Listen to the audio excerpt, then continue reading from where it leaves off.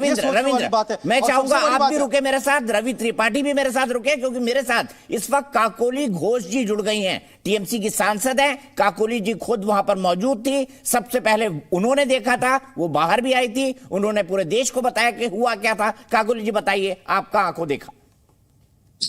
देखिए, तब 0 आवर चल रहा था और अचानक मैंने देखा कि ऊपर से किसी ने कूद के लोकसभा में आ गया। ऊपर मतलब गैलरी से, विजिटर्स गैलरी जहां दर्शकों बैठते हैं, और वहां बैठने के लिए ये सेंट्रल पास ईस्ट विंग ऑफिस बोलते हैं, लोकसभा में होता है, अंदर से राज्यसभा में होता है, वहां से देते हैं वो पास। और वो पास लेने के लिए कोई सांसद को फॉर्म भरना पड़ता है, अपने हाथों से लिखना पड़ता है कि फलाना आदमी को मैं जानता हूं, ये आदमी अच्छा आदमी है, और इसका आधार कार्ड नंबर एड्रेस सब कुछ लिख के जमा करना पड़ता है। और वो मेरा लेटर नहीं है, सांसद का लेटर नहीं, पार्लियामेंट से छप के देता है कागज, उसमें लिख के जमा करने के बाद फिर पार्लियामेंट से एक छोटा वाला पास देता है। तो इतना कुछ हुआ।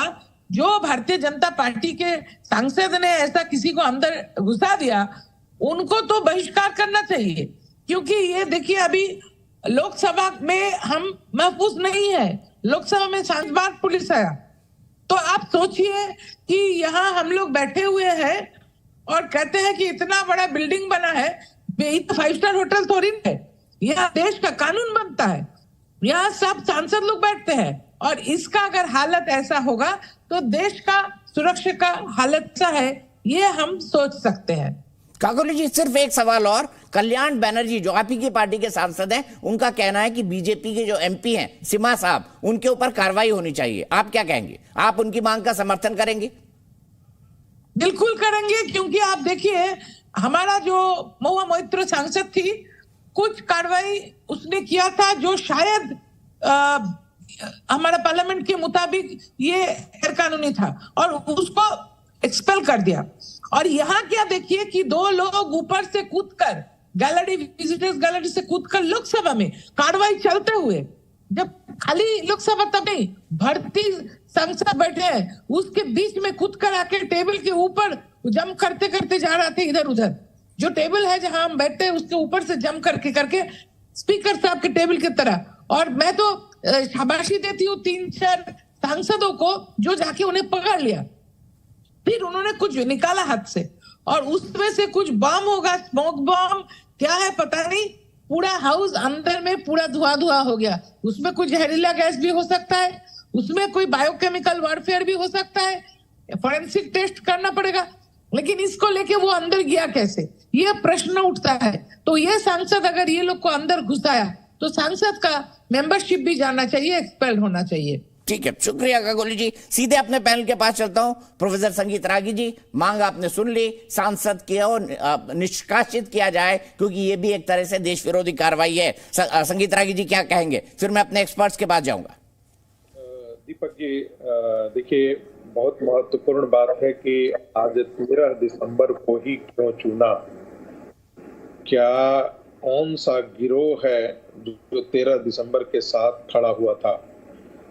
जो अफजल गुरु के साथ खड़े होने वाले को लोग कौन थे, ये बताने की आवश्यकता नहीं है। ये देश पूरा जानता था कि एक वामपंथी गिरोह था जो अफजल गुरु को अंतिम समय तक उसके साथ खड़ा था। ये वही वामपंथी गिरोह है जो इस देश में किसान आंदोलन के साथ खड़ा होता है, अन्य जो है विभाजित करने वाली शक्तियों के साथ खड़ा होता है। ऐसा कहने का मेरे पीछे ये कतई नहीं है कि संसद की सुरक्षा में चूक नहीं हुई है, लेकिन जैसा कि कांग्रेस के एक सांसद पहले बता रहे थे, ऐसे पास बहुतों लोगों को दिया जाता है, और सांसद जनप्रतिनिधि होने के कारण ये दे दिया। इसकी तुलना महुआ मोइत्रा के दुष्कर्मों से नहीं किया जा सकता है। महुआ मोइत्रा ने जो किया वो एक कॉरपोरेट के लिए लॉबी कर रही थी, और लॉबी करने वाला जो है वो व्यक्ति साफ कह रहा था कि वो कॉरपोरेट घराने के काम क्या कर रहा था। वो अपने आप में बहुत गलत है। यहाँ इस व्यक्ति का, जिस व्यक्ति ने पास दिया है, उसमें पास देने में कोई गलती नहीं है। दिक्कत क्या है कि सिक्योरिटी चूक हुआ है, और मुझे लगता है कि जो सिक्योरिटी के तरीके हैं उसको व्यवस्थित किया जाना चाहिए, उसको सुदृढ़ किया जाना चाहिए। बात यहीं तक नहीं रह जाती है। ये एक मामला है। दूसरा मामला है कि क्यों 13 दिसंबर को ही चुना गया। ये सामान्य बात नहीं है। आज से 22 साल पहले ऐसी घटना संसद में, प्रतीक के तौर पर आप लीजिए कि जिन लोगों को भारत की संसद में विश्वास नहीं है, जिन लोगों के भारत के लोकतंत्र में आस्था नहीं है, उन्हीं लोगों की ये कार्रवाई है।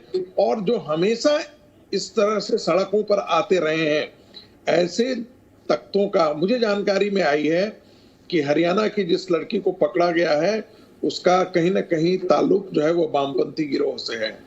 मुझे जो जानकारी मिली है, कुछ न कुछ ऐसी ही प्रवृत्ति के लोग हैं, बच्चे हैं, लड़के हैं, एक्टिविस्ट हैं, जो इसमें शामिल हैं।